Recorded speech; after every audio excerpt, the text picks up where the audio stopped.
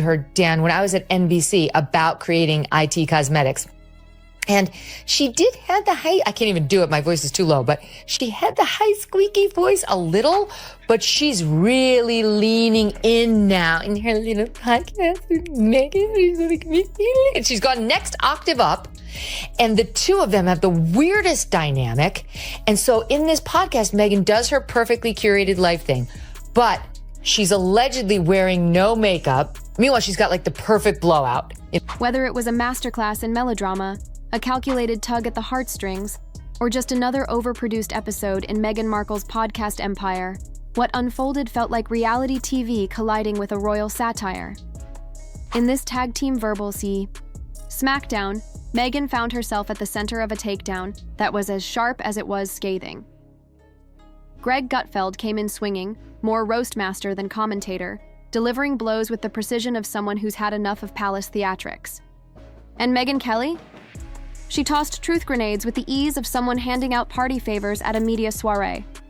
The duo made it clear, even criticism has standards, and Meghan might have fallen short. Her performance, complete with emotion but curiously lacking actual tears, drew more skepticism than sympathy. And across the pond, there was no shortage of dry wit, as one commentator quipped that America had inherited Britain's leftovers, second-hand royalty with first-rate expectations. The assumption, it seemed, was that the royal glow would translate effortlessly to Hollywood gold. With streaming giants like Netflix, Hulu, and Apple TV supposedly lining up to offer blank checks, the Sussexes were poised for an American coronation until the meetings happened. Once executives were face-to-face with the royal pair, the enthusiasm dimmed. The verdict? Pleasant people, perhaps, but as for substance, incredibly thin. To say Meghan Markle comes off as shallow might be generous.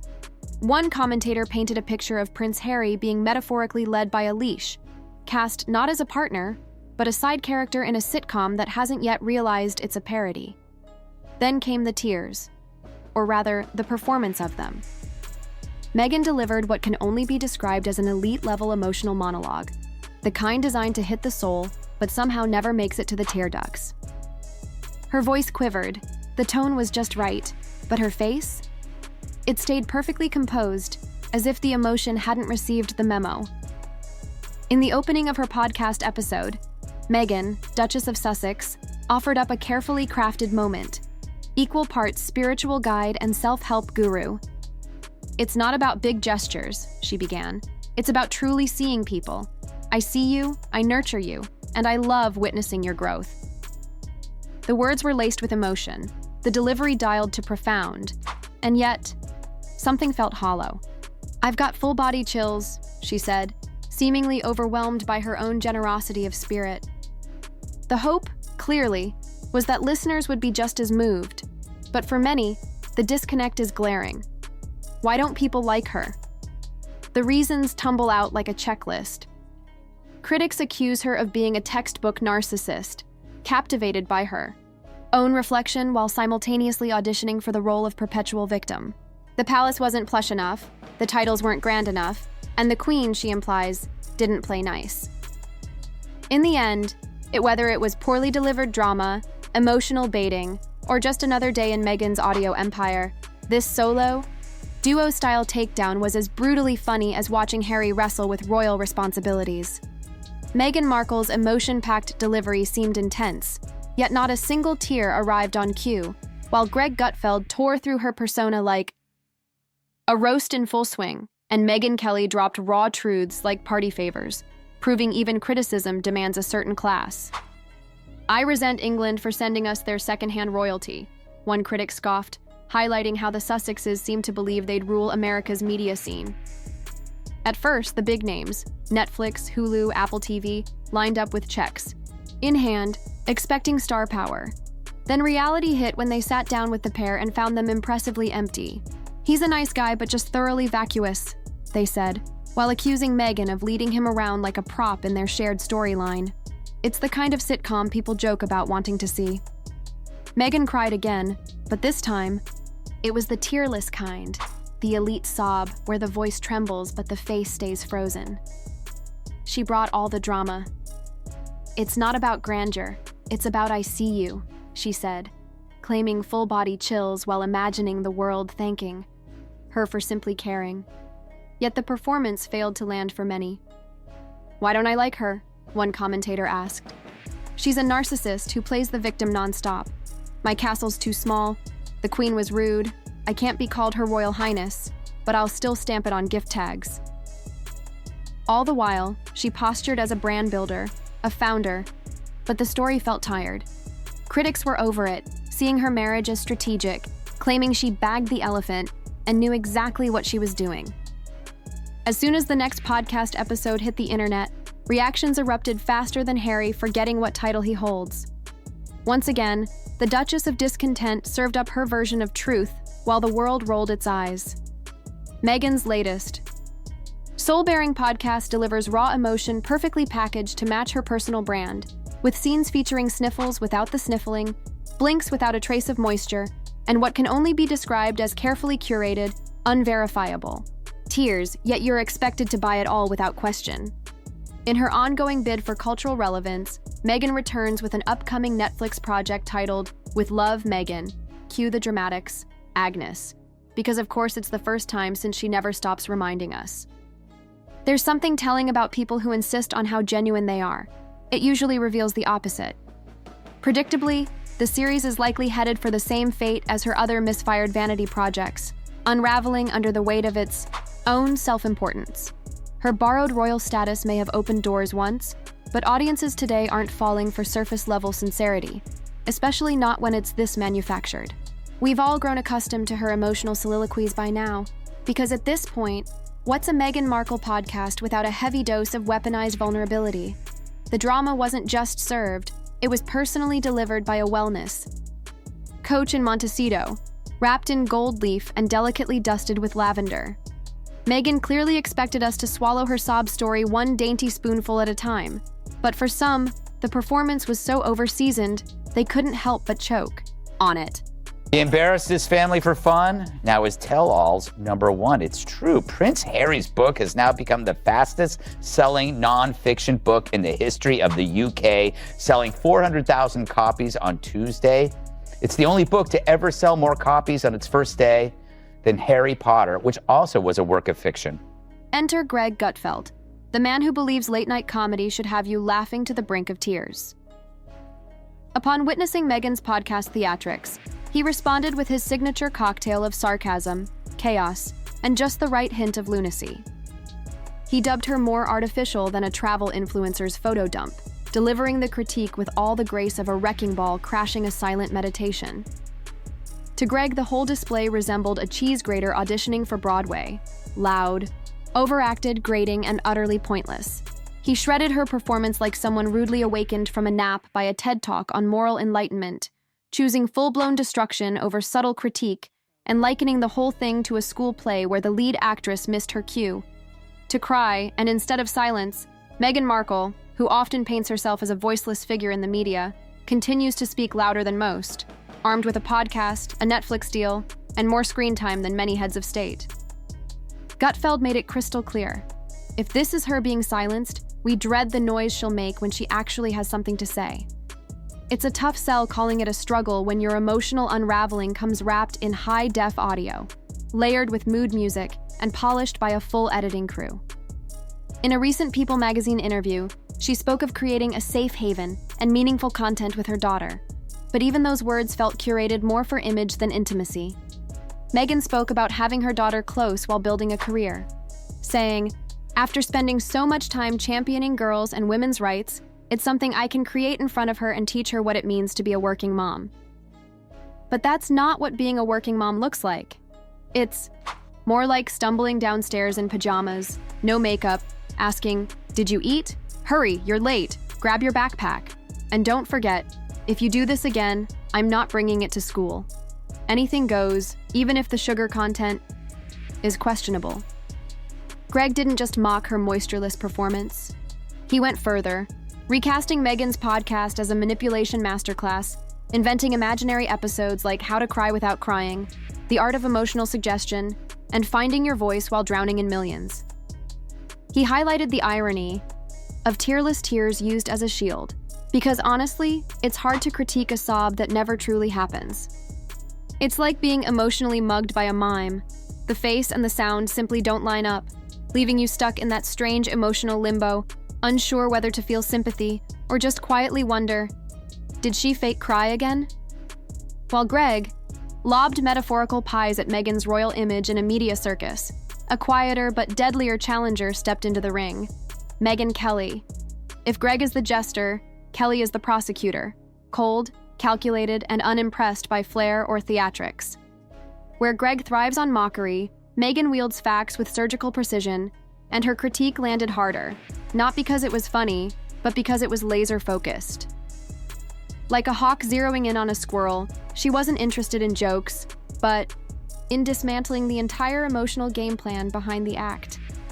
Meghan and Harry, who are reportedly plotting to sideline the Queen. Megyn Kelly brought up Meghan and Harry's plans to overshadow the Platinum Jubilee, a move many find endlessly amusing because, though they don't intend to be funny, they end up being laughably absurd. Kelly took a jab at Meghan's canceled Netflix cartoon, Pearl, a coming-of-age story that's really code for self-absorbed, nauseating drivel. The twist? The cartoon is inspired by Meghan herself, which says a lot about the woke world. It's less about genuine help and more about virtue signaling for appearances. Kelly dissected this with clinical precision, not begging for sympathy, but methodically exposing the manipulation behind Meghan's emotional performances, breaking down how calculated and orchestrated they really are. Megyn Kelly highlighted how Meghan's emotional displays aren't spontaneous but strategically timed, surfacing right when criticism peaks or public opinion sours, like well-placed sob grenades. She outlined a clear pattern. Every time the pressure builds, a new personal story emerges, reopening old wounds. Kelly's verdict was sharp and clear. This is weaponized emotion 101. As a relentless truth seeker, she questioned Meghan's credibility, asking why serious claims often come without proof, why tear-inducing moments rely more on vague feelings than solid facts, and why Meghan's stories tend to shift with the narrative. Megyn Kelly wasn't just concerned about Meghan's tearless performances, but the lack of consistent truth behind her stories. Pretending to cry might be excused, but fabricating entire narratives crosses a serious line. Kelly called Meghan the most insecure public figure she's seen in a long time, explaining why everything must be meticulously staged. Who in their right mind picks berries wearing a white cashmere blouse and white pants? No one. Then there's the garden, a ridiculously over-the-top setting, designed to make everyone feel like they should start their mornings harvesting raspberries, strawberries, blueberries, snazberries, mint, and edible flowers. But don't worry, Meghan insists she's a woman of the people, reminding us you can grow those flowers right on your New York windowsill. And don't forget the local beekeeper. Yes, she has a beehive, and the series opens with her buzzing bees. If you don't have one, just visit your neighborhood beekeeper, she suggests. Clearly, we're living in different worlds if you think having a beekeeper means much. While Gutfeld's ridicule sparked laughs, Meghan's emotional display raised genuine concerns, not just for the absence of tears, but for the broader issue of someone wielding emotional currency with such careful calculation. Cry wolf too many times with dry eyes, and people stop paying attention, even when the real wolf appears. Especially when Meghan forgets to actually look like she's crying, pausing for dramatic effect in a perfectly lit studio with a sound engineer just feet away. No one denies real emotions exist, but when your emotional brand is so obvious that even your facial expressions feel sponsored, scrutiny is inevitable, especially from sharp critics like Gutfeld and Kelly. Despite their very different styles, both landed on the same unsettling truth. A duchess who cries without tears, feels everything except responsibility, and somehow remains both perpetually oppressed and broadcast worldwide. As for public response, the internet wasn't sending bouquets. Memes swarmed like seagulls at a boardwalk sandwich. But hey, his heart is even more beautiful. I love that your eyes are sparkling. Right now, oh my God, Dan, I literally threw up in my mouth. Yes, Dan, when you do interviews on your show, do you do the Jamie Kern-Lima reactions? Yes. Oh my God, there's something off about her. Who talks like that? Honestly, she might be the only thing keeping Meghan Markle's act afloat, because between the two, she's even weirder. But Meghan, this is a tell. It's like those Valentine's Day posts where people gush, "My rock, my life partner, the one who saved me." People analyzed that clip like it was the Zapruder film. Was that a tear or just a camera reflection? A sniff or a producer's cough? Soon it wasn't about what Meghan said, but how she said it. When emotion is the product, even the tiniest slip-up can break the spell. Meghan's illusion is a formula: victimhood, vulnerability, and vague stories, all wrapped in a Duchess-shaped package that basically says, "Feel sorry for me, but only on Wednesdays from 2 to 3 p.m., and don't forget to check out my latest collab." Meanwhile, Gutfeld probably printed podcast screenshots to frame under comedy gold, and Meghan filed this performance under Exhibits A through Z in her ever-growing dossier of herself. It's wild that two media figures from totally different realms, one a master of punchlines, the other a sharp debater, watched the same Meghan performance and both sniffed out the same suspiciously bland emotional stew. No tears, no mess, just perfectly curated vibes stamped with royal-grade designer approval. Then there was that time Harry claimed frostbite from a North Pole trip. Are you sure you didn't catch that from Meghan? Yeah, it's contagious frostbite, I think. I'm no doctor. The best part? His book is titled Spare, referencing Harry's claim that he was bred to be the spare organ donor for Prince William. Both Meghan and Harry seem out of luck when it comes to genuine impact. Greg Gutfeld spotted it immediately, like a rerun of a bad soap opera where the lead just switches costumes and rehashes old trauma under different lighting. Meanwhile, Meghan, ever the precise analyst, dissected the whole choreography, the recycled storylines, different platforms, and the ever-adjusted tearless performances. Meghan's tones are meticulously tailored to each audience. On Spotify, she's the weeping duchess finding her voice. On Netflix, the silenced revolutionary, still finding her voice. And at elite summits, perpetually surprised, yet again finding her voice, which by now must be hiding somewhere in Narnia. Despite usually disagreeing on everything except the basics of breathing, Greg Gutfeld and Megyn Kelly both sensed something off in this endless loop of emotional déjà vu, a kind of emotional Groundhog Day starring Meghan Markle, and a revolving cast of recycled anecdotes. Each new appearance offers a slightly tweaked script, a shifted villain, a changed backdrop, maybe even a swapped hairy facial expression, but never daring to touch the sacred core. Meghan's starring role as the misunderstood heroine, bathed in flawless lighting and inexplicably allergic to real tears. And that, ultimately, is the full Meghan Markle experience, the Duchess. Meghan embodies a kind of emotional complexity you can't question without being branded cruel, can't doubt without being tagged sexist, and certainly can't mock without becoming the villain, even when she's crying without tears in a multi-million-dollar audio studio. When she married Harry, the press adored her.